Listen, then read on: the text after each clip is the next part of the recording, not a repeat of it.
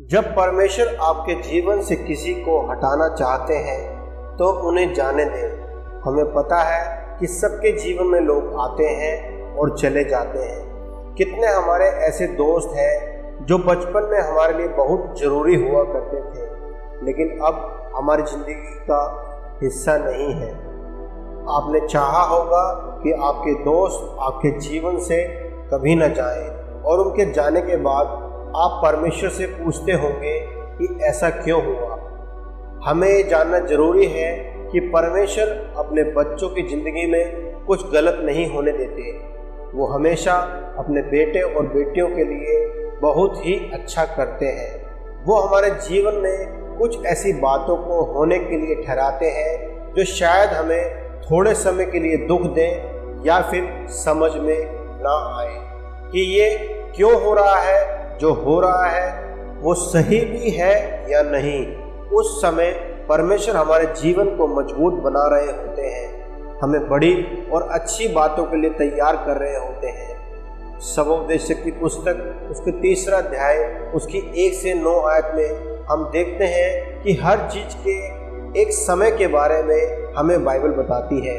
उसी तरह सबोपदेशक 3 उसकी 6 से 8 आयत में हम देखते हैं कि ढूंढने का समय और खो देने का भी समय, बचा के रखने का समय और फेंक देने का भी समय, फाड़ने का समय और सीने का भी समय है, चुप रहने का समय और बोलने का भी समय है, प्रेम करने का समय और बैर करने का भी समय है, लड़ाई का समय और मेल का भी समय है। बाइबल में हर बात करने का और ना करने का एक सही समय बताया गया है। इसलिए हमें परमेश्वर की योजनाओं पर भरोसा रखना है। उनको पता है कि वो आपके जीवन के साथ क्या कर रहे हैं। बिना किसी उद्देश्य के परमेश्वर कुछ भी नहीं करते।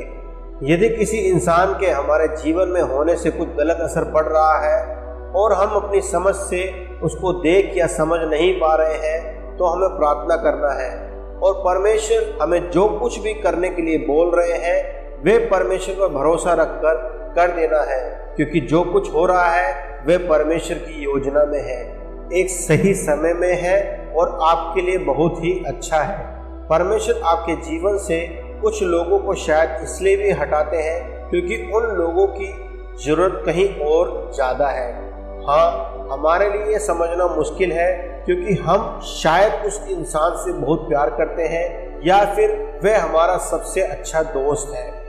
हम कभी नहीं चाहते थे कि वह हमारी ज़िंदगी से दूर हो जाए, लेकिन याद रखें कि जैसे परमेश्वर आपसे प्यार करते हैं और आपके जीवन के लिए एक बेहतर योजना है, वैसे ही परमेश्वर उस इंसान से भी बहुत प्यार करते हैं और उसके जीवन के लिए भी एक अद्भुत उद्देश्य है, जिसके लिए परमेश्वर उन्हें आपसे अलग करके उनको सिखाएंगे और मजबूत बनाएंगे।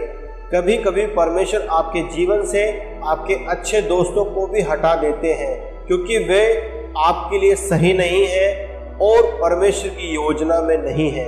हो सकता है आपको परमेश्वर उनसे दोबारा मिलाए या शायद ना भी मिलाए, लेकिन परमेश्वर सब कुछ जानते हैं आपके बारे में, कौन क्या सोचता है या फिर वो आपके बारे में कैसी भावनाएं रखते हैं या फिर आपके लिए सही नहीं है।